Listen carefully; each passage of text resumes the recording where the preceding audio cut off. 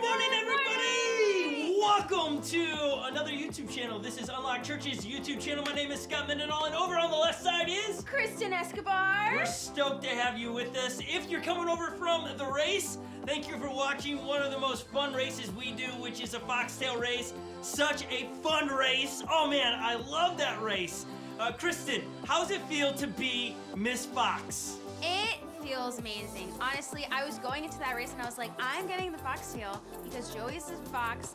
And people were asking how I can go so fast. It's because I'm small and I can get down and I'm more aerodynamic. Yeah. And Joey is this tall giant. So obviously, I was gonna be able to keep up with him super easy. So it feels amazing. I'm excited to be the fox because I feel like I can go pretty fast on the one. So you're claiming an early victory. That's what I'm sensing from you right now. You're trying to say you're gonna hold the foxtail for a while. Yeah. Wow. I think I am. Wow, I can't wait for the race. I can't wait to... I'm excited. Okay, this gets me amped. Anytime somebody throws out that they're gonna hold something long, like Joey did, here's the deal. You gotta remember that if a hound wins, all hounds win, though I would like to have the foxtail for sure. But as long as the fox isn't the fox more than 2 times, I consider it a personal win, also a victory for the hounds. Kristen, do you like that or no? I like that. I agree it is a team effort because you kind of have to strategize to box them in and cut them off and then make them go one way. And so it is kind of a team effort. So Kind of. Okay, it is a team effort. Just it is making a team sure effort. we're on the same page here. Goodness me. Okay, so we probably should get in Joey since he's in the studio to see how he feels about the fox race and how he called us weak. He said the hounds are weak. I'm not taking it personal, but I felt like it was words of fighting versus love, Joey. Yeah, a little bit. I mean, I was just trying to get under your skin a little bit since you get under our skin all the time, so I was trying to get under your skin. Wait, so you're admitting I get under your skin once in a while? Once in a while. Once in a while you do, Scott. But... Okay, so how did you, what? I don't even know how to ask the question, but like at the beginning, Yes. like, did you think you were gonna outwit us by like creeping by the woods? Like we found you within like 30 you know, seconds. it wasn't that. It was more like... it was this map was a little different than maps that we've done in the past. So I thought like, it's just a big open area. So if I stay in the open area, I'll just be able to make them all miss and just go around. It's not like there's a lot of hiding spots. And so I just thought, hey, I don't know. I didn't really have a strategy, I guess. I never do. It was clear. It was clear. I did have one strategy and I messed it up at the end though. What was the strategy? I literally was thinking the whole time, like, I'm not gonna go by the sand, like the beach area, because like I used to grow up going to the beach there, and I'm like, I'll be closed off. Like someone goes that way, and so from the get-go, I was like, I'm not going over there. And then obviously I go over there, I'm like, what am I doing? And of course I get caught there, and That's right. To the point of what we were talking about earlier, as the hounds work together, it is a team win. Yes, I'm reading the chat, and I saw that Zach was saying, wait, was Scott trying to claim a victory there? Yeah, if the hounds win, we all win. I'm claiming a win. Yes, for sure. No. Zach, I am. Kristen won. Kristen got the tail, Scott. It's a foxtail race. Yes, it's a team effort, but she won. You did not win. But Joey, she couldn't No. She could. It was. Give him the hand. Hold on. At the moment that you went into the circle, you said you wouldn't. It was because you were forced there. They were chasing Yes. you, and I came the direction. Great job being My Kristen's teammate. That's what I was trying to do. But Kristen still won. She You won. helped her win. I wanted to help her win. That was my job. Yes, you are a team, but you Yeah. are still not the winner. I won because You Kristen helped won. Kristen win. I Yes, you're a won. team until someone wins. Seriously, someone, some love. If one hound wins, all the hounds win. That's just the Somewhat. way it goes. Somewhat. Get out of here. A little bit, like you win, but you don't win. I feel like You're not the fox next time. I'm not the fox. I understand what you're saying, but Okay, as I long as you feel like- understand what I'm saying. I understand. I understand what you're saying. It's still I a do. win. It's Okay. still a great win. And Wait. Kristen would like to say something here. She's coming in. Yes, Kristen. Okay, as you two were bickering and arguing, I thought, because you were like, it's not a win because Kristen got it, but I'm thinking in relation to football, if only one person gets the touchdown, then only one person should win. Oh! But it's a team effort. All right, you're right. I mean, Right? it all depends on how you look at it. So Well, It's a team. It's a team. it The all Hounds are depends the team. how you look at it. in the chat, could- I'm- chat, tell us how you see it. If one hound wins, they all win. Yes. The person that gets the foxtail is the next fox, and they are the winner. But we won as a team. We boxed them in. All of Great job, you guys. Great job. Joey's not liking it. He's having none of it. No, it's fine. It's fine. I'm just coming for Kristen next time. I like it. I like it. And I you're like on my team, Scott. I am. We're gonna. Lily said it well. Lily said it well that it is Lily and the boys on the next fox race because Kristen has to, and she's claiming an early victory, which I'm stoked on. It's gonna be a good one. It's foxtail races are genuinely, my adrenaline is pumping more than any other race that we do. Absolutely. It is a blast, and I can't wait to see what Kristen's going to do. That will happen shortly. Okay, we're gonna transition with a lot of cool things happening today. We got some great videos. We have live music happening in the studio today. Wherever you are, I hope you had a great Thanksgiving. Might have looked a little bit different than years past, but I hope you enjoyed Thanksgiving. I hope you've done something this week that's put a smile on your face. Maybe it was the race, maybe it's just hanging with us. We're so excited to have all of you with us. Thank you for making time to hang with us today.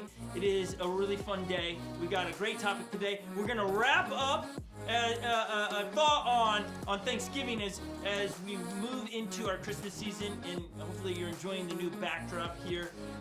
It's very festive, right, Joey? It is. It's beautiful. I feel like I should take a family picture in front of it. I just do. You should. We should. Have you not done that yet? No. Oh, yeah, you gotta do that. I need to do that. I'll Yeah, do that. I'll do that for you. You'll do it? You'll take the picture for me? Okay, great. If you trust me. College Brewer is saying win goes to Kristen. Yes. Michaela says Wolfpack, baby. Wolfpack. Wolfpack, that we work together.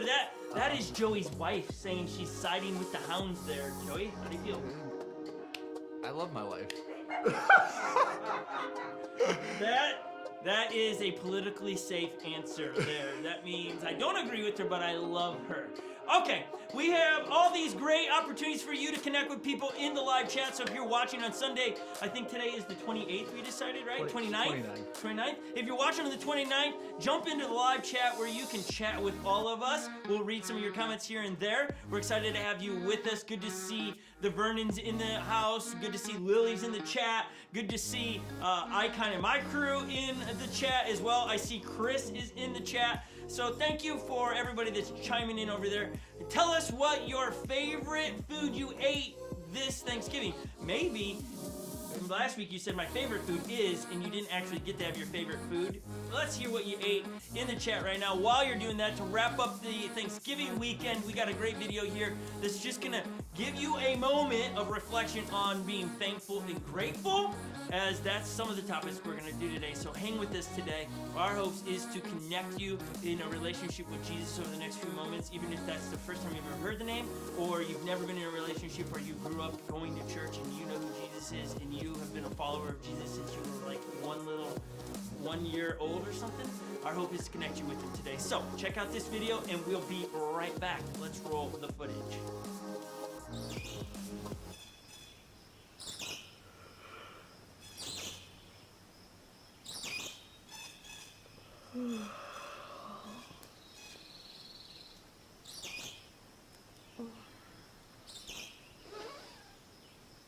Life can get really busy really fast.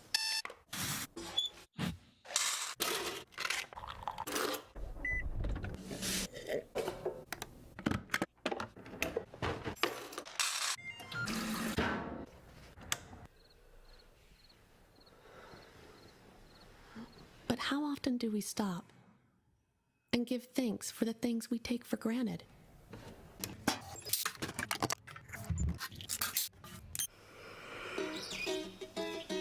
Like the fact that you woke up today, or the clean running water, or the systems in place so you can drive to work safely, the coworker who got there early and started the coffee, or the smell of that coffee, or the guy who held the door for you. There's a family member who waits all day just to see you. And the cashier who let you buy 11 items in a 10 items or less line. The electricity that lets you read way past your bedtime. Or the God who actually thought all this awesomeness up.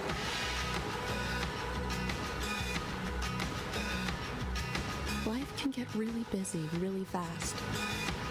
But thankfully, it only takes a moment to say thank you.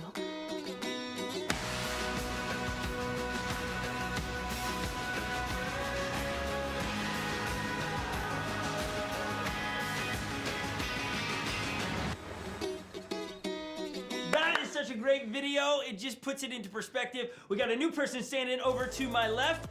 This is Chris. Good morning. Chris, answering the question we had in the chat, somebody put they were quarantined, so they ended up eating peanut butter and jelly sandwich. I hope it was tasty. Crunchy peanut butter is the way to go with that. Indeed, okay? extra crunchy peanut butter. Extra crunchy, yeah, well done. Okay, Chris, so what was one of your favorite things you ate this Thanksgiving? I gotta tell you, I love sweet potato casserole. That is like candy, like orange candy, baked goodness with marshmallows and cinnamon and sugar and yeah. Everything nice. Yeah, if I had leftovers of that, I could just like make a sandwich out of that, you know, and just a little slice of leftover turkey and some sweet potatoes and. But are sweet potatoes, when you say that is like candy, like sweet potatoes, like sweet potatoes on their own are supposed to be really healthy for you, but when you put them in as a sweet potato mix, they go from healthy to non-healthy. Of course. I correct? Well, of course, but that's also what makes them like extra delicious, extra tasty. And it's Thanksgiving, it's like once, okay, maybe twice a year, maybe 3 or 4 times a year, Yeah, depending wait, on how it just much keeps you make growing. leftovers, right?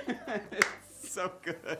Yeah, you know what No, my that's it. favorite things on Thanksgiving is the turkey sandwich at the end of the day. I love that. Wait, at the end of the day on day 1 or the end of the day on 2? Day 1, day 2, day 1. 3, but Wait, that night. Like second dinner? Yeah, second dinner. Do you have room for second dinner? Yes. So, like, here's how my Thanksgiving. I don't know how most people. I wake up, I go on a really long run, so I can eat guilty-free for the rest of the day.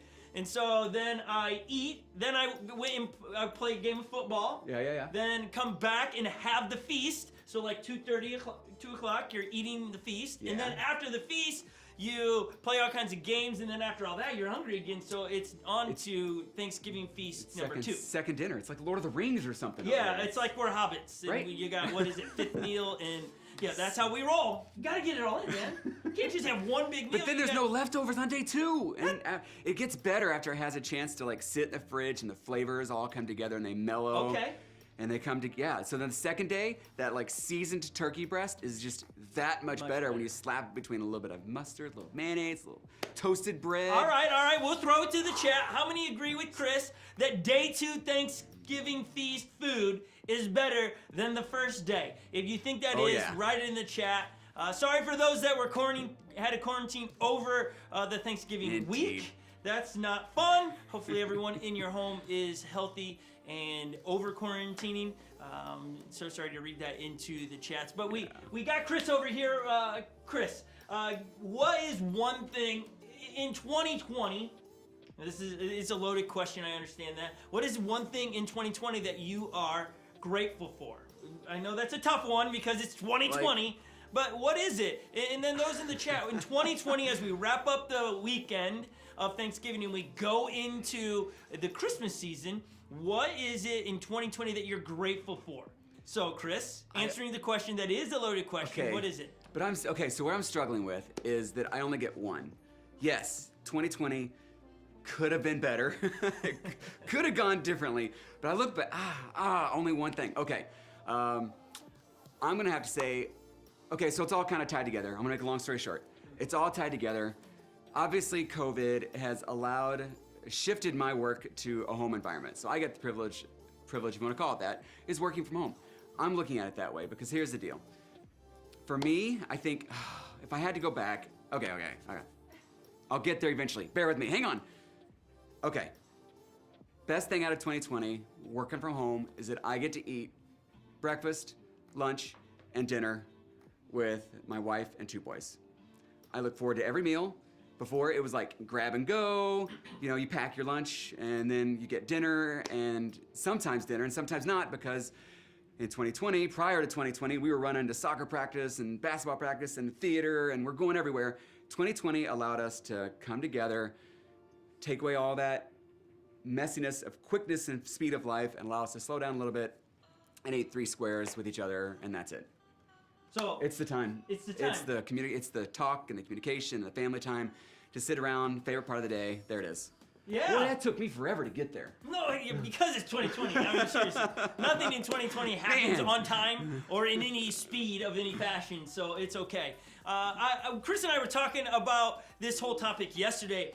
We talked for an hour on the phone. I felt like when we hung up and I saw it was 1 hour and 9 minutes, I did feel like, wow, is this 1990s where like you talk on the phone? Back in the like, day, yeah, pre-text, we Yeah, actually had to yeah, pick yeah. up the phone and call somebody.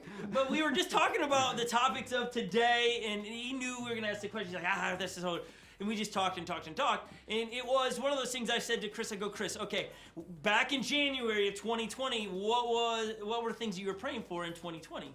What were the prayers that you were praying for that God turned around and answered in the most unlikely way, which led into that of, man, I wanted more time with my kids. And all of a sudden, it wasn't the way we picture it, because oftentimes when we pray our prayers, we see it going this way, this roadmap of from 1, 2, 3, or A, B, C, to the destination of the answer of the prayer we want. But a lot of times God's like, I got you. It's just, you're going to have to see how I'm doing it. And one of his big things was more time with the family, and you got it. I did, in more ways than I thought I could have even possibly imagined, just like you said. No, I think it's what I love about that is that God answers prayers. He just doesn't always answer them the way that we want them answered. And I think, so again, it's how do you take something when life throws you lemons, like 2020, and how do you make lemonade out of it? And how do you just put a twist on something to change your attitude to say, okay, this isn't what I expected, but I'm gonna make it work.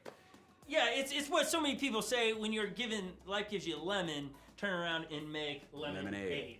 And so just hearing that, what Chris was sharing there is he's looking at it as, okay, yep, 2020's been a year, but there's also some really cool moments in it, and hopefully that's true for you guys where you are in your life, that you're able to see some of the good that's happening with all the craziness in the world. And there is so much going on in the world. Okay, so moving from that, there's been, like, if you looked over the history of Unlocked Church, there's been areas that we've challenged in. Like, we love to challenge people to take steps into the unknown, things that would scare them, or to get fit, or to read their Bible more, or to pray more, or to get plugged into a small group. We're always like, okay, if you're not, get plugged in. Yeah. And we're always coming up with ways to make it easier for people to do those things. Now, today, we're gonna do something we've never done in the history of Unlocked Church, and I want you to stay tuned to hear what we're trying to say in it, that you hear the heart of it, because it's an area in your life, in my life, that we've never put a challenge to,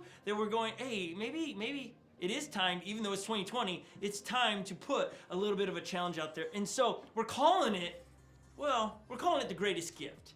And Chris, when I say greatest gift, when we talked yesterday, what was it that we were coming up with when we were talking about greatest gift in 2020 as we wrap it up? Well, we were talking about, obviously you immediately kind of go to Jesus, and I think about the greatest gift, and I think about, and so I couldn't remember the verse right offhand, but it was one that I grew up with, and we just immediately think of Jesus being the greatest gift. And I know when I was baptized, one of the first verses that I kind of learned and memorized, and again, I couldn't remember where it was, so I went and looked it up, but it's Romans 6:23. So if you've got your Bible open, flip open that app and check it out. Flip open the app. We all flip open our apps anymore when it comes to the Bible. Flip it open. I'm like, flip open my, all right. So Romans 6:23. I click it open. Yeah. Scroll it. Yeah. But it's, for the wages of sin is death, but the greatest gift of God is eternal life through Jesus. And so that's the one verse that summarizes it all. That is, again, we talk about the gift, it's Jesus. And so, again, we started to reflect on that a little bit, and we thought of a couple more different stories from the New Testament where people are pouring out their love of God in the form of their finances, or what they have available, what's important to them, what they have available at the time to them. And we had a couple different stories. The first one, again, we just finished up chapter Mark, in a small group. And again, if you didn't have a chance to get plugged into a small group, again, at the next one that we're gonna do after Christmas, please get plugged into that. It's amazing. You get a chance to connect with a small group of people, get to know them a little bit better, and of course study in the Bible. And I was a part of the Mark study, and so there are a couple of stories that were kind of fresh for me, and so I went back and kind of thought of those, and there's two of them that came to mind. You got Mark 12 and Mark 14. And the first one, and we're gonna keep it really short, but the first one is a woman who goes and she pours out a sealed jar of expensive perfume onto Jesus. And it's her way of giving a gift to Jesus to show and honor him and show her love for him. And there's another one where there's a woman at, they're at the temple and they're giving of their finances, they're giving their tithes and their offerings, right? And you've got all these rich people who are coming along and they're dropping in their loads of cash into the bucket. And then here comes along this old woman, this widow, and she gives in like a little coin. And they say it's worth just a few cents. But Jesus is off in the distance, he's talking to his disciples, and he says to them, this woman, you know, of all these other people, they give out of their wealth, but this woman has given more than those people did because she gave all that she had, and she gave her heart and her soul into it. And so that is, again, if we're shifting gears here, we're throwing out challenges. Again, this is for you to wrestle with. This is for you to take a step back, take a moment of reflection and gratitude. We're rolling out of Thanksgiving. We are still thankful. We're still looking for those things to be thankful for. We're gearing up for the holiday season, right? The reason for this season. We're gearing up for Christmas. And so as we look into that, we think about where you're giving your gifts. Where's your gifts going? And so, do you want to set up the challenge for us? Yeah, I think so. I think you've done it so well. You've put it on a tee to either punt into the end zone or to hit it in a hole one. And we keep calling greatest gift. You're like, okay, what are you talking about? What's this greatest gift we're talking about? Christmas obviously is a time of year that you buy gifts for other people. And it's one of those things that people make lists. My kids, 8 of them, are making lists of what they want and what they're gonna buy for other people. And you have a list that you're buying for and things that you want. And what we are thought of, maybe as we talk about every week about giving resources to Unlock Church, not because we covet them, meaning we want them, it's because we believe 100% of the Bible. The Bible talks about, Jesus talks about giving a portion of our resources back to him. It's an act of obedience. It's an act of trust. It's one of the easiest steps, but most difficult at the same time to say, okay, I trust Jesus with my life, my health, and my finances. And I know churches have taken advantage of that in the past, and we tread lightly on this. We believe that this topic is between you and Jesus, and not between Chris and I and you, or your mama, or your papa. This is a topic that you and Jesus need to have a conversation about, like, okay, do I trust? But what we're thought is the challenge is to give your greatest gift this Christmas to God. So it looks like this. If you look at your Christmas list and who you're buying for, and it's $2 is the max you're spending for someone. What we're saying is, okay, maybe this year you could then say, I'm gonna give $3 to God. Now, that's going to come through Unlock Church. That's where you would give your resources. And obviously we use them, but that's where our resources go. We give back to the church. The church is God's church. Yes, people use those resources to pay for bills and to reach people. We as Unlock Church have reached so many people this year with resources to be able to help them in their messy situations in 2020. We've given away heaps of money to pay for bills, to pay for debt that they had, that they've lost their job. We could go on and on what we paid for, putting people into temporary housing to help them in transition. We've done a lot for people, and we use those resources to do those. As we at church see a need, meet a need, we are constantly doing those things. And so yes, we would use the greatest gift to continue to do those things. We're not trying to hide that stuff, but this is between you and God.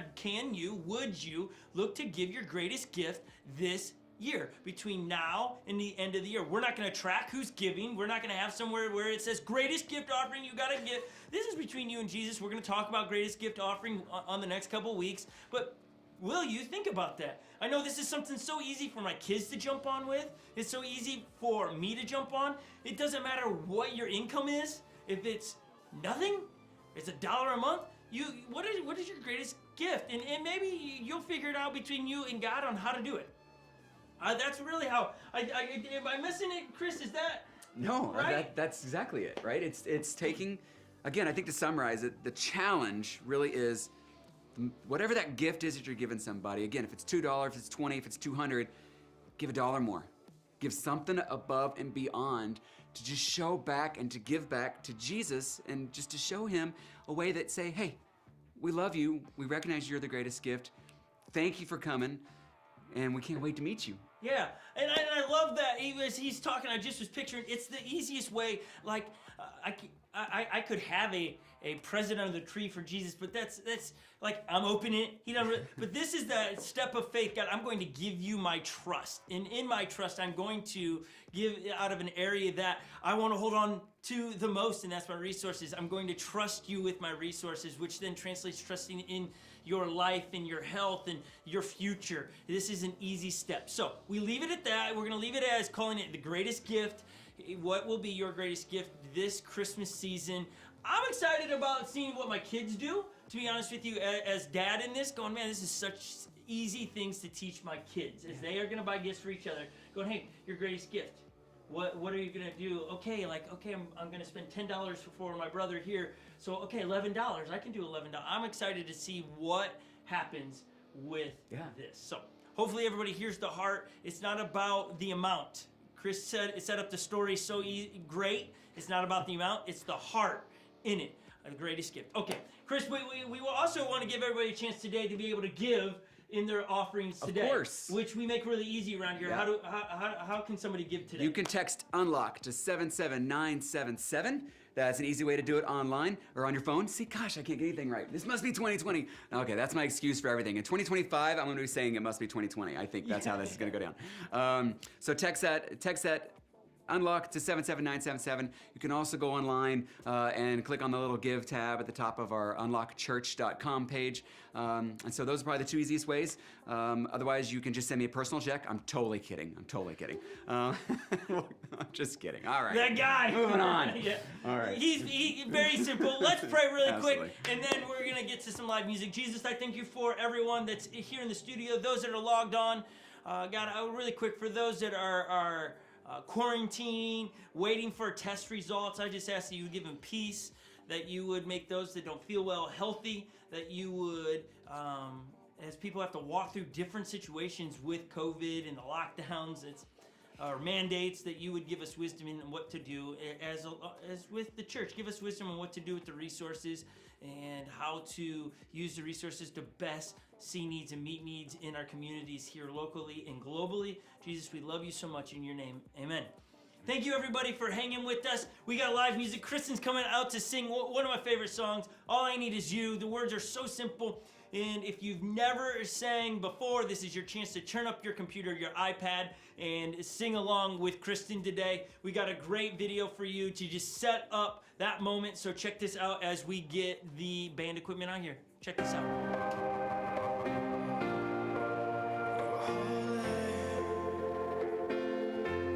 Oh Lord, in you I find rest. In you I find peace. In you I find the Holy of Holies. The God-man, when he speaks, it's flames. I can't contain his name from my lips. This Jesus I lift, his power is higher. It's given me joy and desire regardless of the fire. In the midst of the trials, regardless of my faults, my doubts, my denials, I live for the one who turned the Nile to blood. Live for the one who poured out all his love on the cross for my faults, my failures, my vaults that chained with the locks of shame. No key to break the curse from my frame. I confess the name of Jesus and my shame is gone. My blame is gone, my mind renewed. I play this song on and on and on and on. Lord, you are holy. Lord, you are the King. Lord, you are the maker of everything. And if I don't shout, the rocks will praise you. The mountains melt like wax before your name. You are glorious, so much bigger than notorious, so much greater than we've all seen, and explorers can never begin to unfold the fullness of the story you told.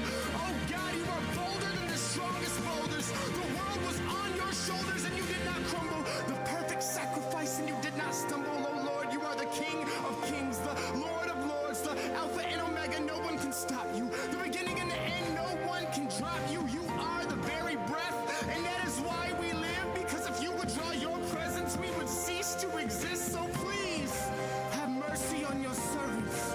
May you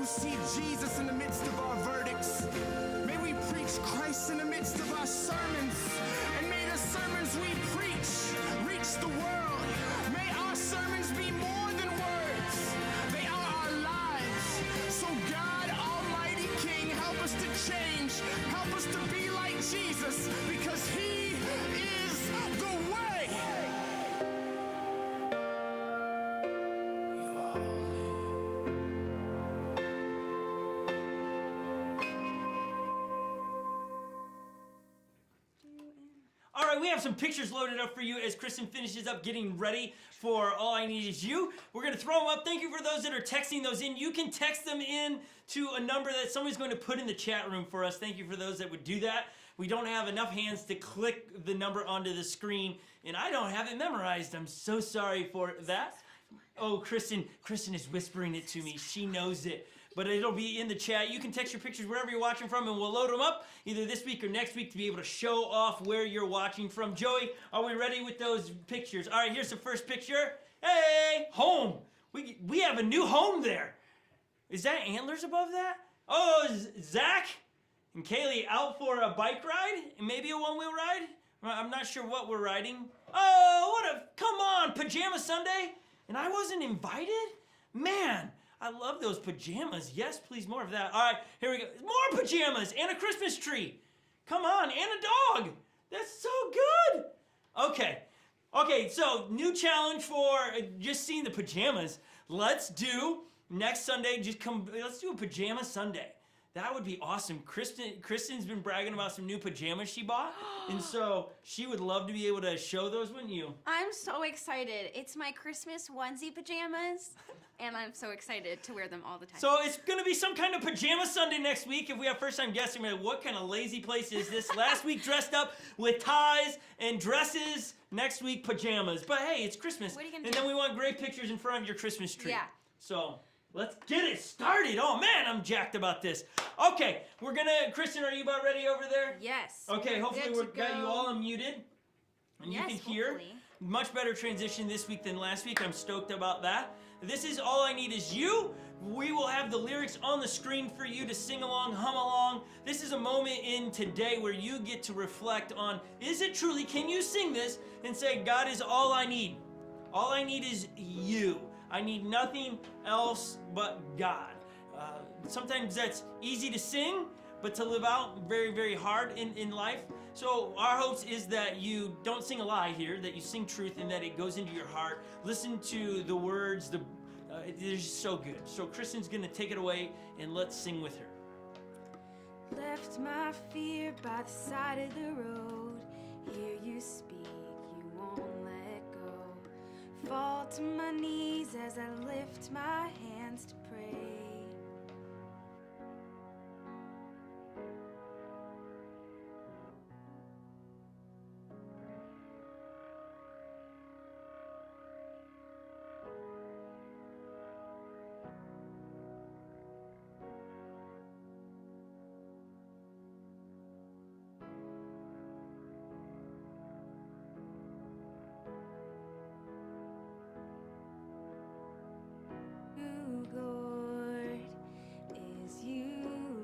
Lord, all I need is you. All I need is you, Lord, is you, Lord.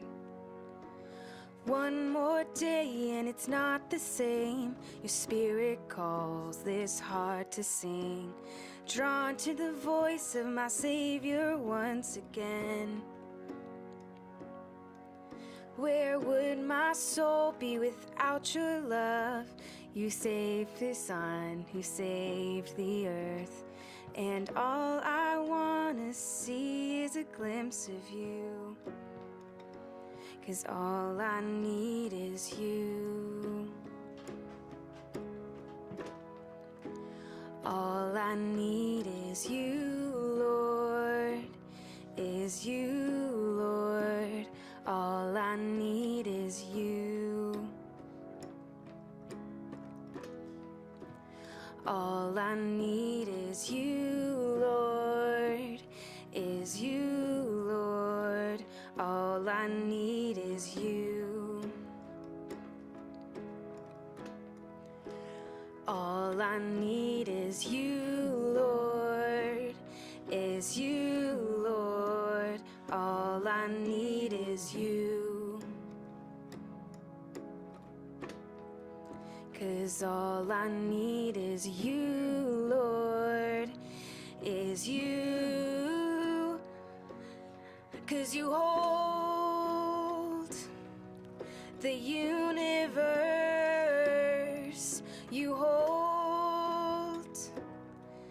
everyone on earth. You hold the universe. You hold, yeah, you hold, 'cause you hold the universe, 'cause you hold everyone on earth, 'cause you hold the universe. You hold, yeah, you hold, 'cause all I need is you.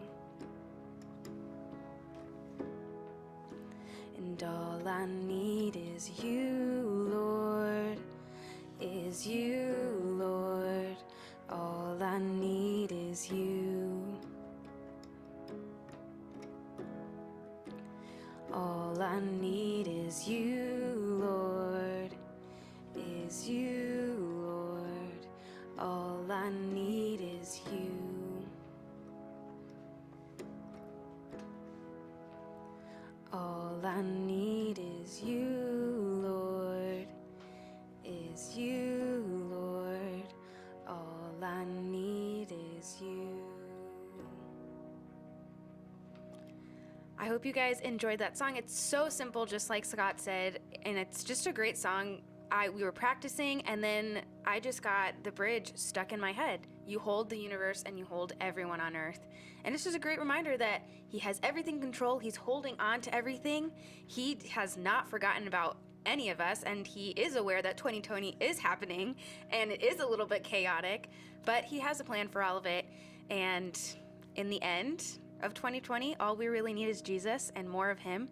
And it's just a great song. Super simple and easy lyrics to remember. So yeah, it's just a super great song, and I hope you guys enjoyed it and just were able to sit down and worship as a family, together, alone. And now, Christmas time, my favorite time of the year. We're just gonna watch. The scarf says it. I know, it's I don't know, red and green going on today? I wear red no other time of the year. I also don't really You can't own red. see it, but she has red lipstick on, but it's I just do. blocking from the. Yeah. There it is. There it is. Yeah. Right here. She's standing on her tiptoes. Yep. It is one of my favorite times of the year. I love the look back here. It's one of those years that you tend to think about other people. And so to kick us off into the season, we have some great Christmas videos, short videos to paint the right perspective of 'tis the season. And so we want you to check this out right here. Joey, if you'd hit the footage, we'll roll it for you. Enjoy this, and I'll be right back. Season's greetings. I love Christmas, but then who doesn't? Christmas is great. But the thing I've learned after doing my job for so many years is this: nothing so great should be easy. And that's where I come in. I'm Christmas Chaos. We've never met, but you know my work. I'm the unseen but ever-present force that stuffs your stockings full of stress and decks your halls with anxiety.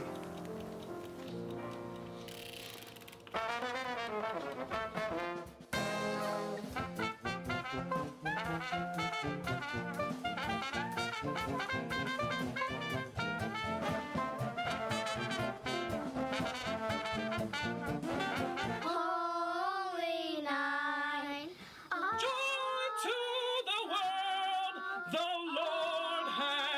I love to keep your calendar full with office parties, and school plays, family dinners. I love to stuff your mailbox full of invitations to Christmas decorating contests and, I don't know, gift wrapping extravaganzas. Sure, you could just say no to all those things, but then you'd be a jerk, and everyone would hate you.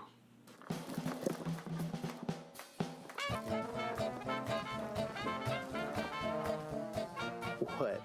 You don't think these things tangle themselves, do you? Sometimes you make my job too easy for me. Sure, you could have paid $10 extra to get the bike already assembled.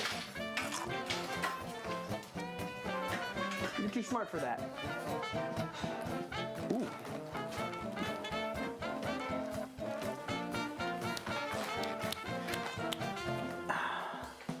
Doesn't mean I'm gonna pass up a golden opportunity when it presents itself.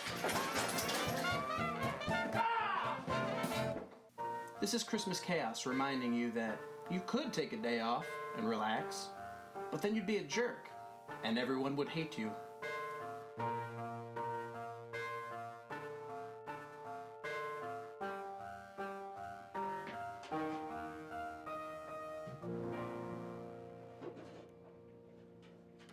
You ever feel like that's your house at Christmas? Maybe you're putting up your decorations.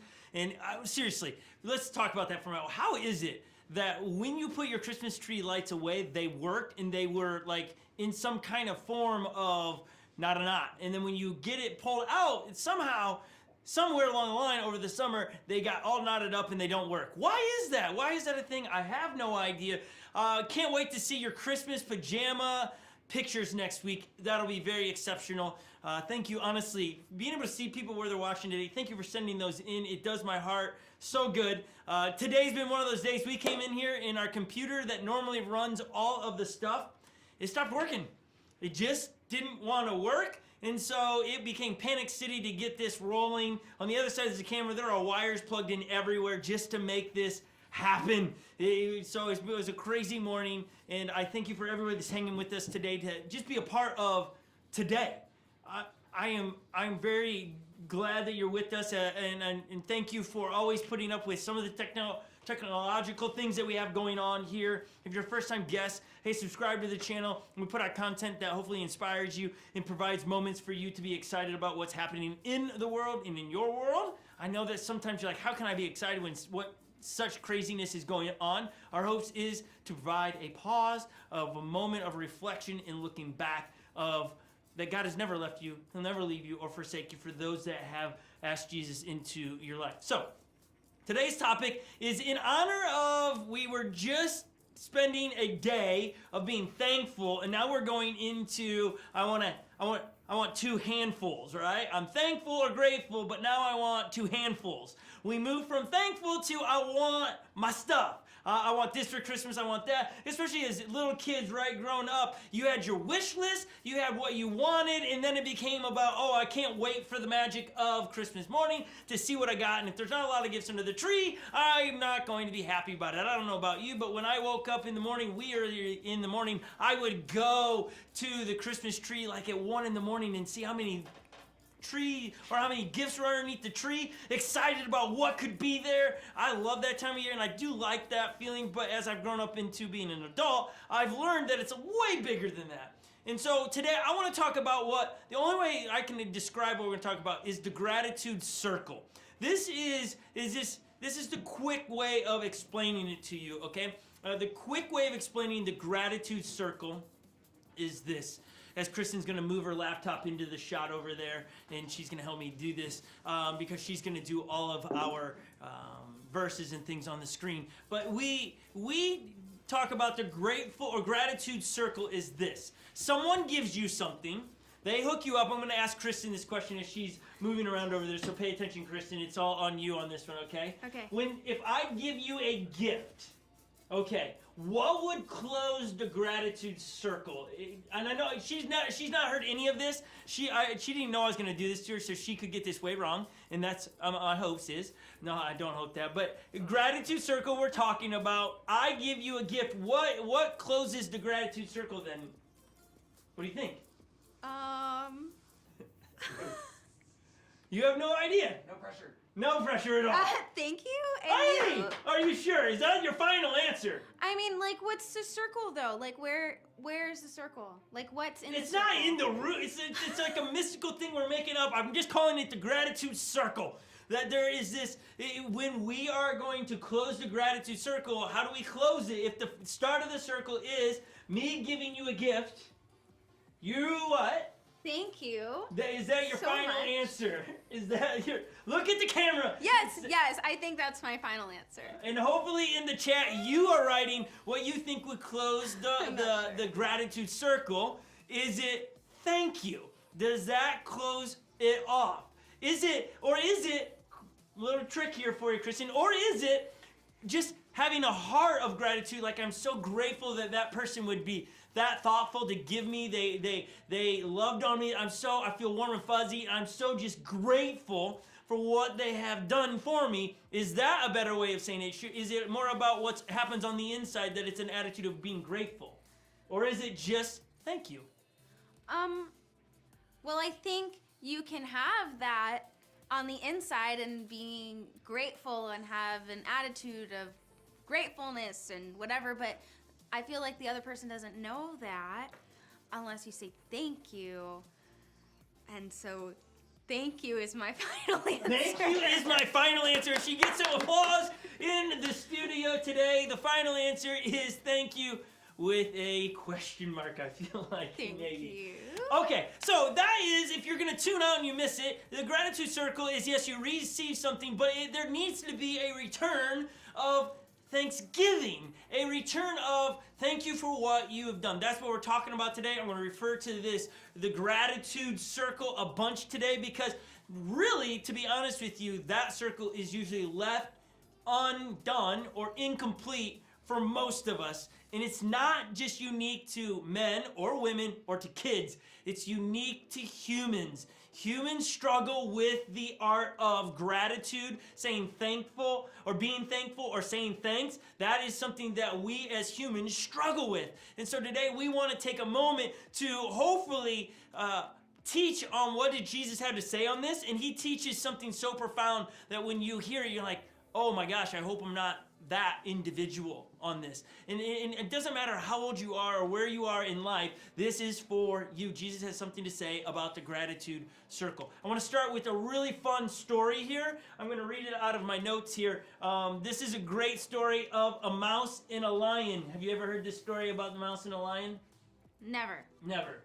Okay, then here you go. Let me read you this story of a mouse and a lion. Here it is. Now, hold on, Kristen. You are running the slides that you make.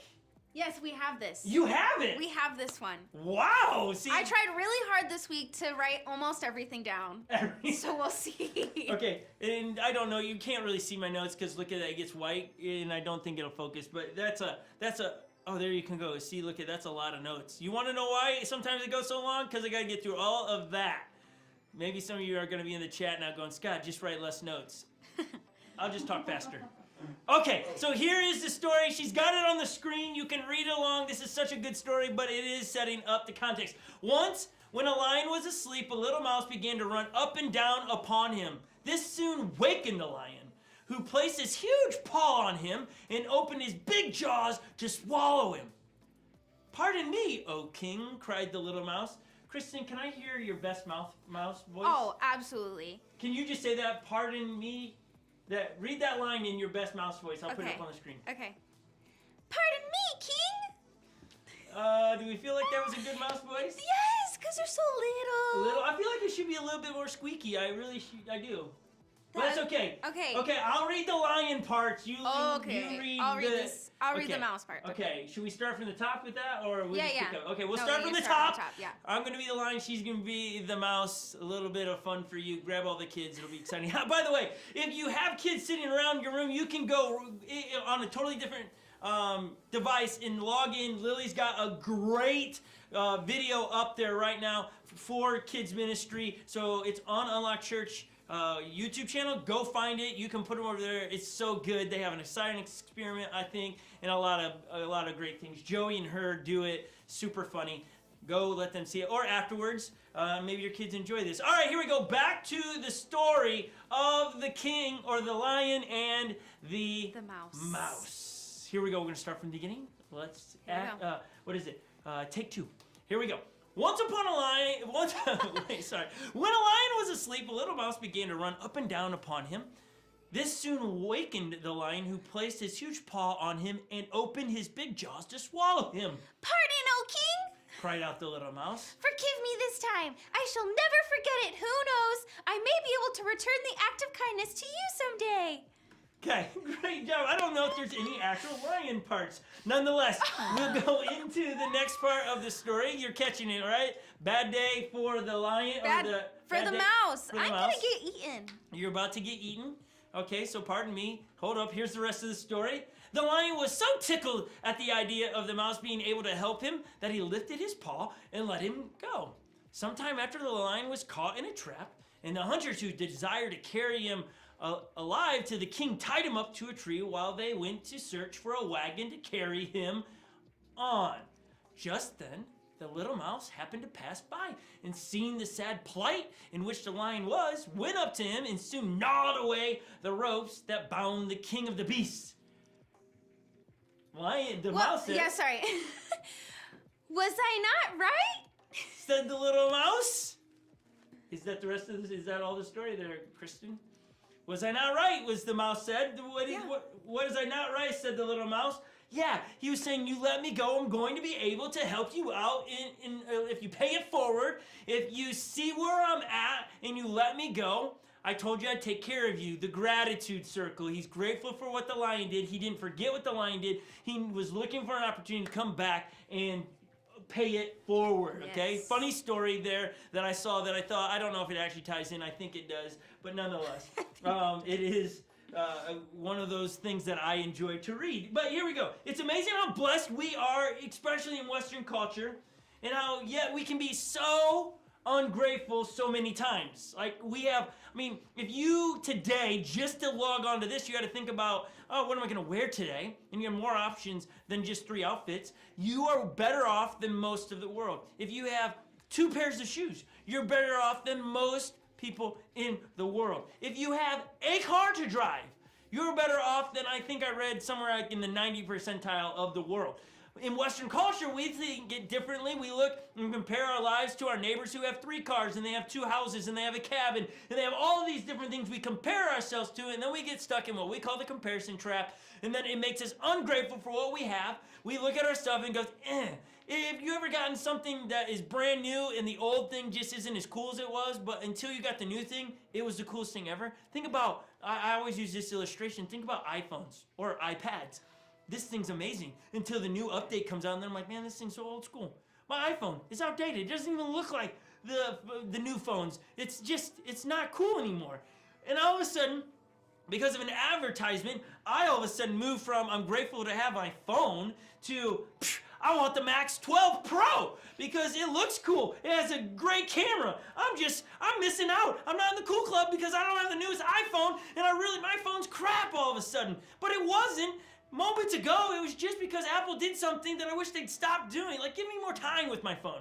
Like, give me at least 2 years on my phone before you bring out the next phone, so then I don't have this struggle of why do I not like my phone that was perfectly fine a week ago. I don't know if you share the same thing I share in it, but that's just me. Okay? Think about it when it comes to shoes. Maybe it's not just about I have more than one pair of shoes, but in Western culture world, you probably have a pair of shoes if you mowed the lawn in. You have mowing shoes, you have running shoes, you have workout shoes, you have dress-up shoes, you have work shoes, you have lounging around the house shoes. It just goes on. The list of our shoes just go on and on and on because that's just how we are. And so I want to use a story that Jesus uses so many times in the Bible. It's a true story. This isn't made up. It's not a parable. It's not something that a parable is where Jesus makes up the story to make his point. This is actual events that happen that the author Luke records. And I love reading from Matthew, Mark, Luke, and John because they are eyewitness accounts to what Jesus did and said, and they recorded it all down. It's a bit like what we do around here with video cameras. We have video cameras rolling at all times because you never know if you're going to miss a thing. Something exciting might happen. Might happen, and we want to make sure we have it on video because everybody else should laugh too. Agreed. So, we document life with our video cameras. Back then, it must have been a stone tablet or something that they chiseled around, or, Jesus, can you say that again? My chisel broke and I gotta start all, I don't know how they wrote it down, but Luke captures an amazing story that talks about and sets up this gratitude circle. So if you want to open up your app, or if you are like Chris and you want to, did he say, what did he say? Flip open. Flip open, yes. Flip open your app. Yes, go ahead and flip open your apps, and then, or go to your Bible app and go to Luke chapter 17, verse 11. This is the story of 10 people. Now listen to this. This is good. We're going to put it up on the screen. We'll read it with you, okay? Luke 17:11. Now, on his way to Jerusalem, Jesus traveled along the border between Samaria and Galilee. As he was going into a village, 10 men who had leprosy met him. They stood at a distance and they called out in a loud voice, "Jesus, Master, have pity on us." This is a big deal.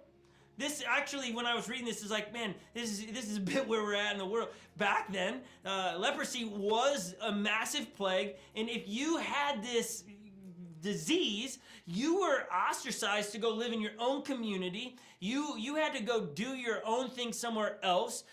I mean, leprosy, we don't really see it much today because it's just not a thing. But back then, it was like you could get injured and you wouldn't know you were hurt because of leprosy. You wouldn't know that you just smashed your finger for days until you looked at it, or it wasn't, you couldn't stand and you broke your foot, but you don't feel the pain. It was alarming. And here's what happened is that you got injured because you didn't know it, you couldn't feel it, and blood wasn't going there to heal the injury. Then because of the injury, that part of the body began to rot, and then it falls off. And then that becomes alarming when you're just like, oh crap, my finger, it just fell off. That's a bit alarming, right? What are you gonna do? It's just fall off. Whoa, like, wow, what do I do with that? And so these people that had this disease that people didn't want anything to do with, they ostracized them to go live in their own villages. And so just outside of the communities, people with leprosy would team up together to make their own posse, their own group, their own community, and they would scratch out a living in these villages. Now, could you imagine living together with people that were losing, like they were just literally rotting? And that's who you're doing life with. And then part of the law in those days with Jesus was that you had to announce to people if you saw them in distance, I'm sick. Don't come close to me. You could get what I have. And so it was one of those things you didn't want anything to do with. It wasn't a 2-week quarantine deal and you're done. It was, sorry, you got it, man. You're on your own. Good luck.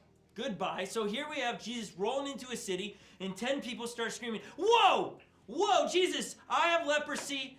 But then they begin to say, Jesus, be moved with compassion a little bit. They start waving their hands. We're sick. We're unclean. But have pity on us, Jesus. Help us out here, Jesus. And so we'll pick up in the story in Luke chapter 17, verse 14 right here.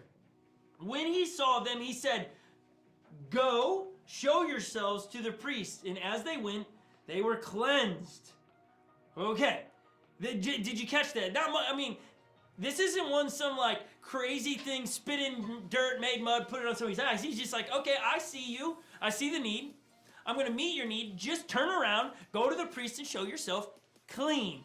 And on their way, they were healed. Now, this was part of the Jewish law that if you were sick, you had a skin ailment, whatever it was, there was a quarantine stage. And if it cleared up, then you had to show yourself to a priest and they would deem you clean. You were then allowed to come back into the community. But until you saw a priest, you had to stay outside the city walls. And so this is a very important piece. Jesus is telling them, go find the priest and show yourself clean to them. And so verse 14, he says, okay, turn around, go show yourself. And on their way, they were cleansed. They were healed. Okay, so Jesus starts the gratitude circle. He stepped into their mess and did something for them. The circle starts. Now the circle's got to be closed. Like you and I know these things, especially if you're a parent, right? You teach this. You teach your kids the minute somebody gives a child something, you quickly say to them, now say thank you. Like I've been around where Kristen she helps with the kids often, and when somebody does something nice for the kids, Kristen's like, all right, make sure you say thank you. Why is it important to teach kids to say thank you, Kristen?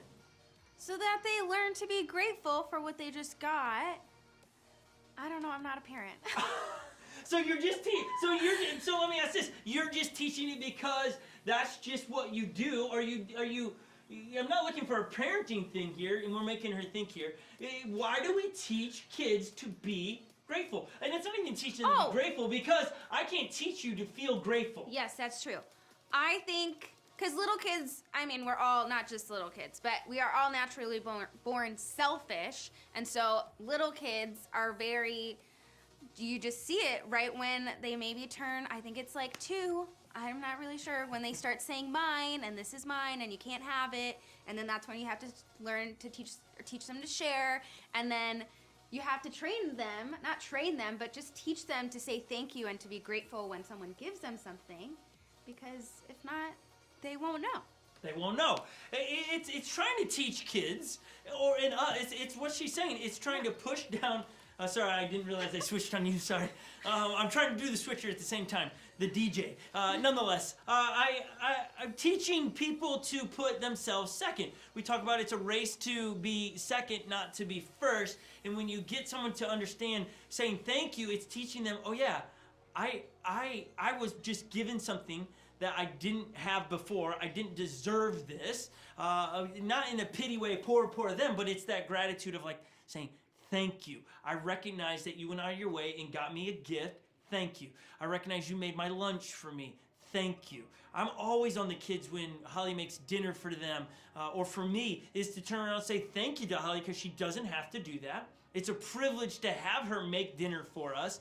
And it's closing off the gratitude circle saying, Holly, I know you took your time out of your day to make this fabulous dinner.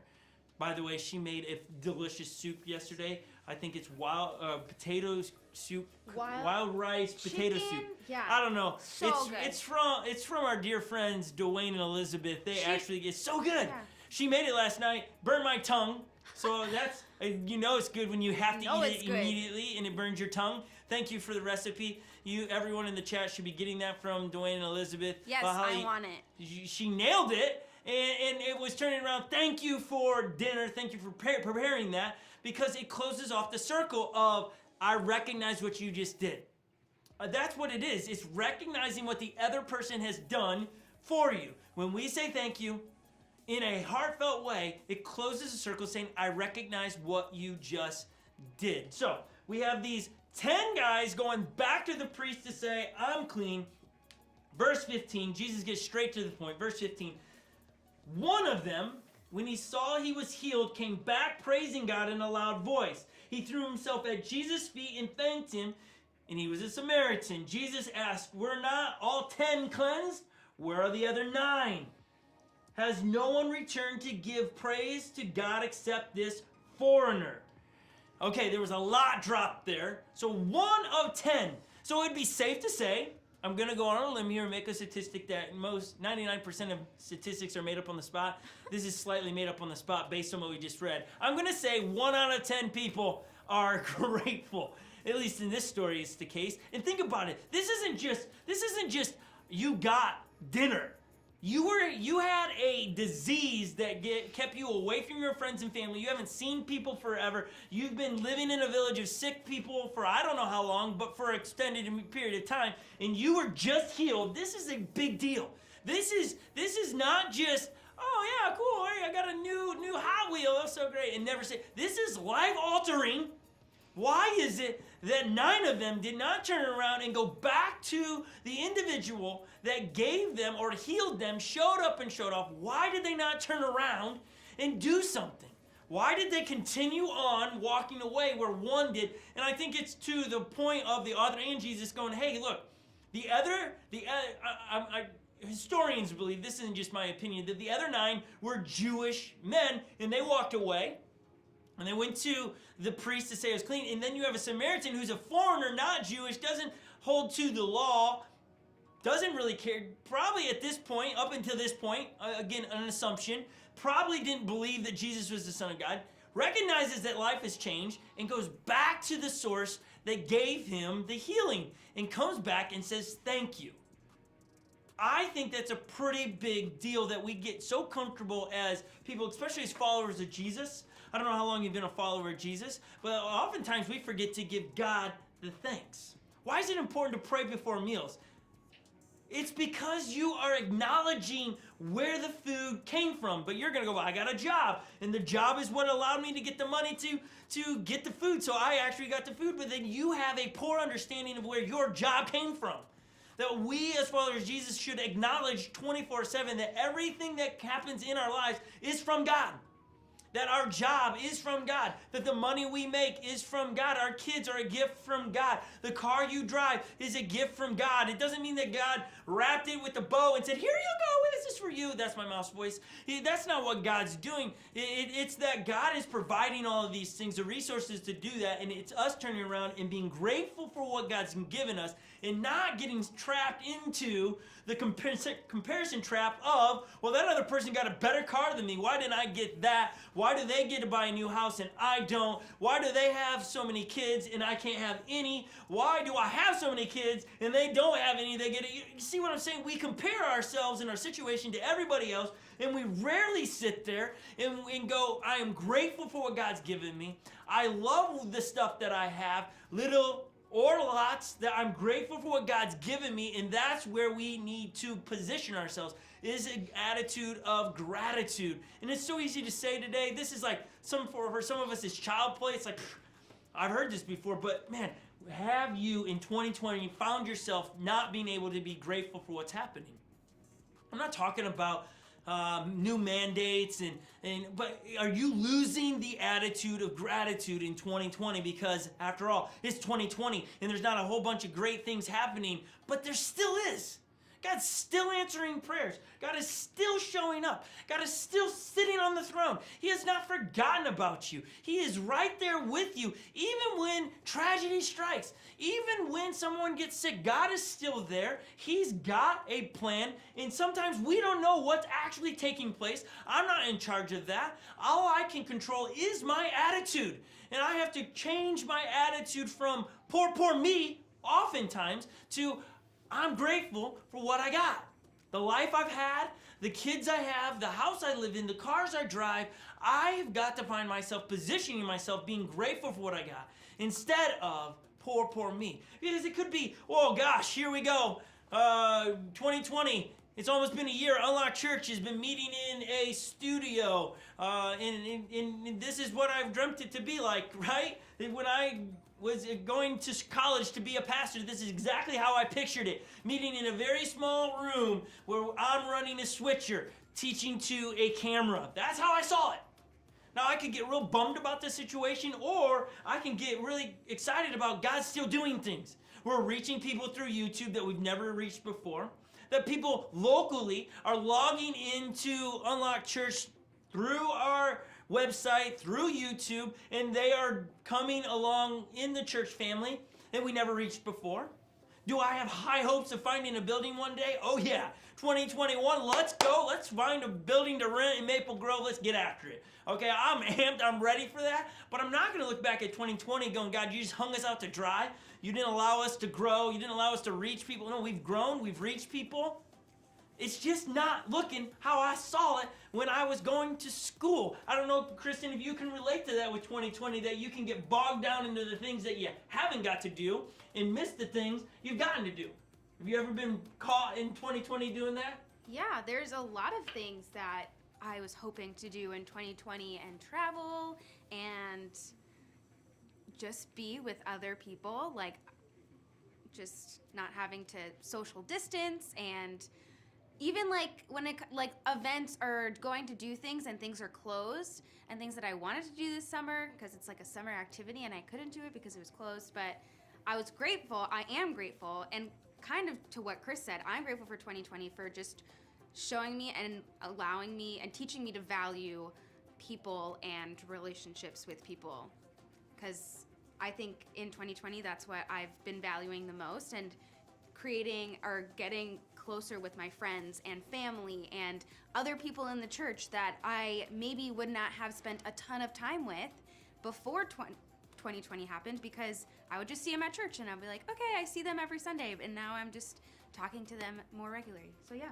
Yeah, I think when I look back at 2020, there's been a lot of people that have gotten married in 2020, but their weddings don't look like they looked when I got married, or what people got married like a year ago. Today, a student of mine in Holly's from Florida is getting married, and they had invites and they sent them all out, but it's all done virtually today.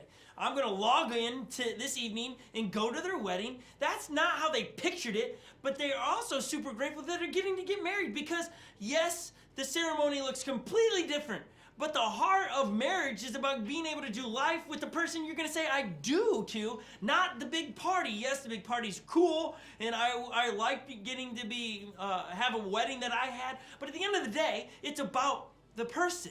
And I want to make sure we all come back, when we're coming back to the attitude of gratitude, that 2020, yes, crazy, and we've not been able to do all the things we wanted to do, but there's been opportunities to grow relationships that we've never grown before, and everything in the world should come down to people. Not the things we get to do, it's the people we get to do things with. If you're doing life by yourself, you're missing out. That's why we push small groups so much, is because you get to do life with. It's the watching on Sundays, great, but jumping into the chat today creates the community, which allows you to connect with people, which allows you to do life with people. I know, it's not sitting in rows, and it's not high-fiving someone right now, but we still get to meet, and we're spreading the gospel, and I'm gonna be grateful for that. I'm going to look forward to the day where we're back into a building and high-fiving, but not to forget what Jesus has done. I'm not going to look, well, I didn't get to go on that vacation this year. Like Holly and I, we're going to celebrate 20 years of marriage, and we have always said from get-go, we're going to go to Hawaii. It's starting to look like we're not going to get to Hawaii when we celebrate our 20th anniversary. I'm not being a Debbie Downer here. I'm not trying to be super negative. I'm just being realistic, and I'm not bummed about it, because you know what? I still get to do life with my wife. That's who I married. It's not about what we're gonna do, it's that I'm doing life with my wife. My kids, I've gotten to spend heaps of time with my kids. I'm so grateful with that. I wouldn't replace all the time I've gotten to be with my kids to go do other things. I'm super grateful for what time I've gotten to do with people. The things, the stuff, all of the things that fill our schedules, that's fun and I miss it, but that's not what I'm grateful for is, oh, I'm grateful I get to go do this sporting event. I am grateful for what I get to do with people, sitting around a campfire or sitting around a TV or going to a stadium to watch a football game. It doesn't matter to me as long as I'm with people laughing and smiling. And if that means for right now it's in a garage, I'm going to be grateful for the technology to spread the gospel, to hear your voices via your fingers. I'm grateful for it. Now I know you're like, well, you're the pastor, you have to be. No, I don't. I could be Debbie Downer, and I could be Scrooge and bah humbug for the season, or I can sit here and go, you know what, God is still good, and close the circle of being grateful to God, saying thank you for what you're doing in my life and those around us. Now I want to pause really quick. I read some very alarming news that I want to just make sure for those that are watching, remember this. Here at Unlocked Church, even if you're first time to guest, what we're doing today and struggling with technology to get it work and all those things is because we love people. We love you. We might never have met you, but we love you. Maybe we've met you. We love you. Maybe we've been to your house for game night. We love you. Maybe you've been to my house for Viking games. We love you. Maybe you come over back in the day when we played spike ball. We love you. Maybe you're in the worship band and you're waiting for the day to play again. We love you. We love people. You are loved. You matter. You are important. Yesterday, I read a very alarming statistic. I don't think this is a statistic. This is just what it is that in the last month, now hear me. This is why it's important to reach out to someone. If they're afraid to have you over to their house, call them. But in last month, more people died by suicide in 1 month than all of COVID cases. Think about that one. There is a different problem happening behind the scenes that we've got to make sure we're expressing our love to people. Even if they are afraid to leave their house, we got to get out of our comfort and go, how do we get around to them? How do we get a message to them? Do we put something in the front yard that says, I love you, that you matter, that you're important, that you're valuable? That is true of all of you listening. You matter, you're important, you're valuable. We love you here at Unlocked Church, and God loves you. He has plans for you. If you have thoughts that are not positive thoughts about your life and your importance, please reach out to someone. Don't sit there and listen to your own voices. Those voices in your head are going to continue to discourage you and point you in the wrong direction. We want to step in and say, hold on, we love you and you matter.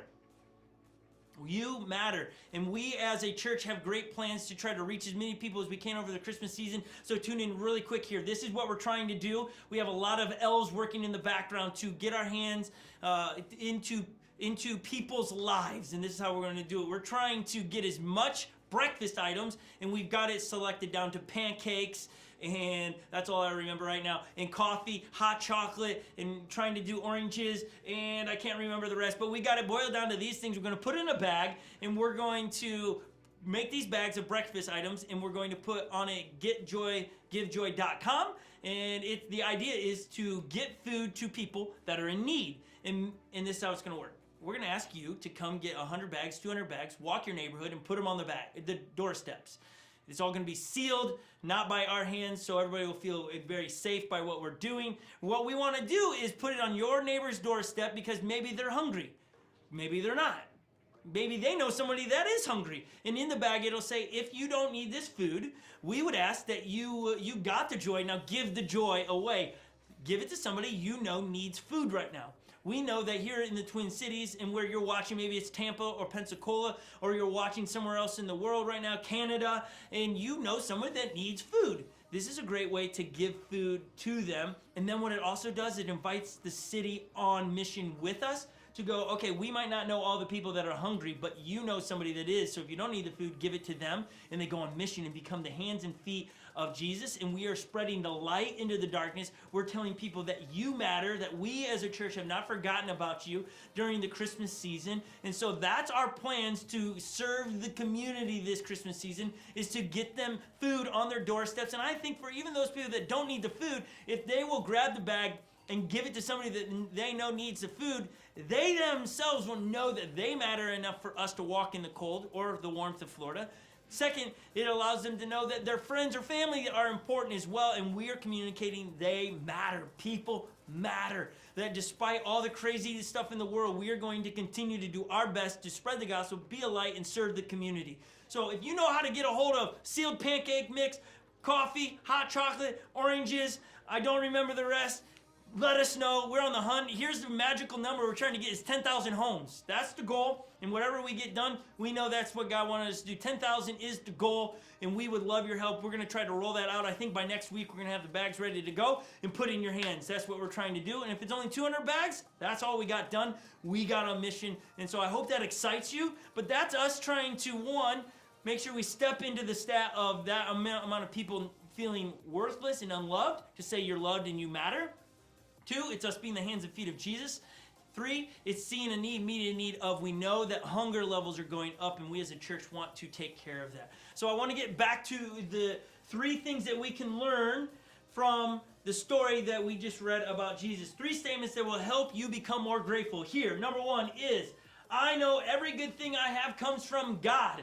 Read that, screenshot it. I know everything I have comes from God. That is fundamental. That is a biblical truth. That is from the author James. James is Jesus' half-brother. James chapter 1 verse 17 says this: every good and perfect gift comes from above. Every good and perfect gift is from above. That is a reminder. Everything that's good and perfect in your life, that is like, man, kids, they're not perfect, but they're good. They might not behave good, but they're good. They're a gift from God. Your car, it might not run, but it's a gift from perspective change. Everything I have is from God. I'm going to be excited about it. It's, yes, a lot of you have heard Holly and I have sold our house. We close on our house on December 18th. That's a Friday. We have 24 hours to get all of this set back up in a new studio and get ready for December 20th, which is going to be a magical Christmas morning service. It's not Christmas morning, but it's a Christmas service that you don't want to miss. We're going to do a lot of music. The lighting's going to be different. It's going to be an experience that we're going to be mailing out a box of things. So if you would like a box mailed to your house, make sure you subscribe to our email list. We're going to tell you how to subscribe to get the box. It's going to have everything you need for a physically, what are we calling it?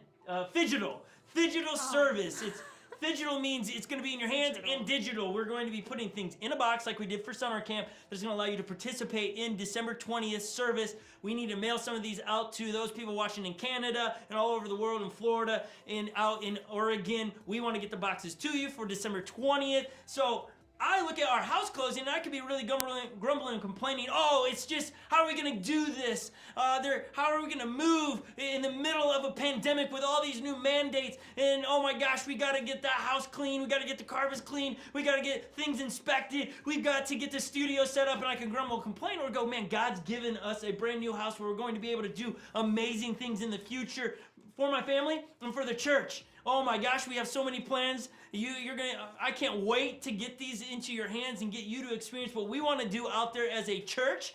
We are not moving the church there. The church will be in Maple Grove. I gotta make sure that we don't have anybody going, what? We're not moving the church. It's staying in Maple Grove, but we're gonna be able to do some events there that are gonna be really, really cool. I can't wait to do those events, and I'm excited about those things. But I could sit there and grumble and complain how much work we gotta do and how much work it has been. Or I can be grateful that we have a new house. And I hope that I never sit there and grumble and complain about my house, because God gave it to us when it was kind of unimaginable in the way that it's all come about, and the offer that's put on our house. It's a crazy story. When we have more time, we'll talk about it. But listen, God gave, we're going to give you a list that God gave to men and women in the Bible.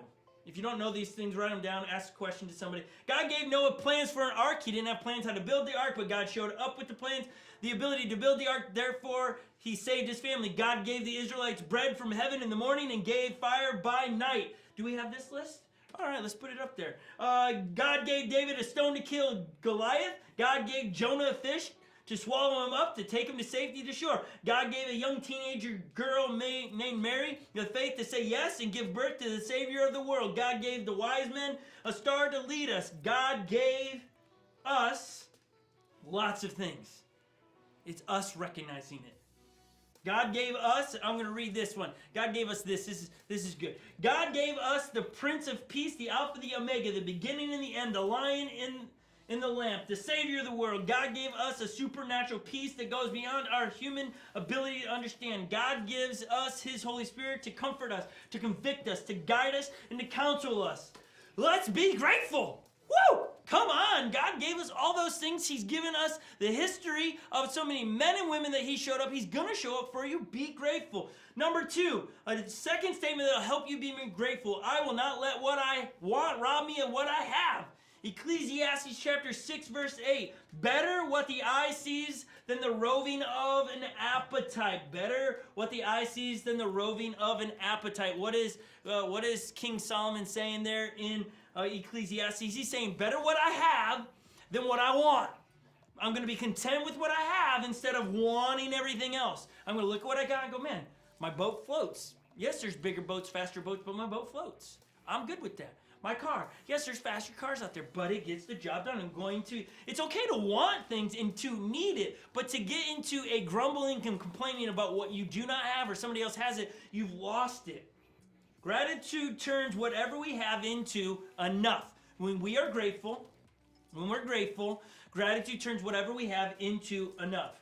What gratitude does is it turns whatever we have into enough. It's not happy people who are grateful. It is grateful people who are happy because better is what I have before me. Woo! Okay, and then the last thing, number 3, I'll turn every blessing into praise to God. Every time we don't turn a blessing back into praise, it turns into pride. Come on, every time I don't complete the circle of gratitude, it becomes pride. It's a gateway to pride. Greatness, my son, we'll skip that story for time. I was reading my notes there. But here's what I want us to understand, is that whenever God shows up in our life, we got to close the circle by saying a prayer of, I thank you. And genuinely saying it. When someone gives you something, it's turning around and saying thank you to them, not just a text. It's like it's showing gratitude. It's closing the circle. If you don't close the circle, what happens is in the relationship, there's this distance, there's this gap like you see between Kristen and I. Until the gratitude circle's closed, then the gap goes away. It's about relational clout, can I say, a relational fallout, not in a bad way, but you know it when you've given your time and things and people have not said thank you to you. There's this, oh, did they even know I did that? Do they care? Oh, they just must not wanted my help. And it creates this gap that thank you, saying the words thank you and being grateful closes it. So inside relationships, you need to make sure you quickly close the gap, because as parents, as Kristen was saying earlier, we teach our kids quick, say thank you. Why? Because we want the gap closed fast. But why as adults do we let it linger and sometimes we don't even do it? It's because we've found ourselves not being grateful and we've lost it. And so hopefully those 3 statements help you. And I'll read those 3 statements one more time for you as we go through. Here we go. We'll put the first one up on the screen. 3 statements that will help you become more grateful. 1, I know every good thing I have comes from God. Number 2, I will not let what I want rob me of what I have. And 3, I will turn every blessing into praise to God. That's it. Hopefully that helps you. Next week we're going to kick off our Christmas series. I'm really stoked on it and the ideas we're doing for Christmas. We have a big video that we're going to release on Christmas morning as well, and we have a Christmas Eve service happening. A lot of things happening around here during our favorite time of the year. Let me pray, and then we'll get you guys out of here. Jesus, I thank you for everybody logged in today in the chat room. I pray that this is today hitting people right where they are, that they would become more grateful, that they would look at what circles have they not closed that they need to go close. What circles do they step in and go, okay, I didn't say thank you to that person. I have not honored that person. And maybe even those, us looking back and closing those circles, you never know, stepping into those conversations might encourage someone that's feeling lonely today when they hear someone saying, I'm grateful for you. I'm grateful for your time, your love, whatever it is. May we take steps, and may we listen to those 3 statements, that we would not be a part of the statistic of those guys that 9 of them didn't even come back and say thank you, only 1 did. God, may we recognize this is a human thing in our lives, that we as humans struggle to be grateful and to be thankful. May this be something that we don't just teach the next generation, but that we apply to our own lives. Jesus, we absolutely love you. Thank you for allowing us to have the technology to throw the gospel out on YouTube. Thank you for people that will volunteer and those that love your church, those that give to this church. God, I thank you for those over 6 years that have been a part of our journey and are hanging in there and trusting us as we go to the future, God. We ask that you would lead us into 2021 with strength, with wisdom, with a fierceness to continue to spread the gospel. God, would you prepare a building for us right now here in Maple Grove that we'd be able to find, that would meet our standards, and we'd be able to get in there and continue to spread the gospel in 2021. Jesus, we absolutely love you. In your name, amen. Guys, thank you so much for hanging with us. I'm stoked over the next 4 weeks. It's going to be a lot of fun. I'm stoked for 2021. I'm not saying that everything's going to go away in 2021. I'm just stoked where we're going as a church. We're going to continue to spread the gospel. We're going to continue to see needs, meet needs. The plans we have that we feel God's leading us into the future are going to be really good ones. And it's going to be a lot of fun. So would you pray with us as a church? Pray with us for a building here in Maple Grove, that as we begin to search in 2021, that we'd find the right building that has the right stuff that we need for kids ministry, for church service on Sunday, and something we can use throughout the week to spread the gospel throughout the week. All right, that said, everybody, we absolutely love you guys. Kristen, anything you want to add? I love you guys. There you go. Well done, Kristen. Joey and Chris, who's on the other side of the things today, thank you for all of your help. You guys are awesome. So good. Thank you, thank you. Everybody that's logged in today, thank you. We love you. Have a great Christmas or Thanksgiving weekend. We'll see you next week because this one is over.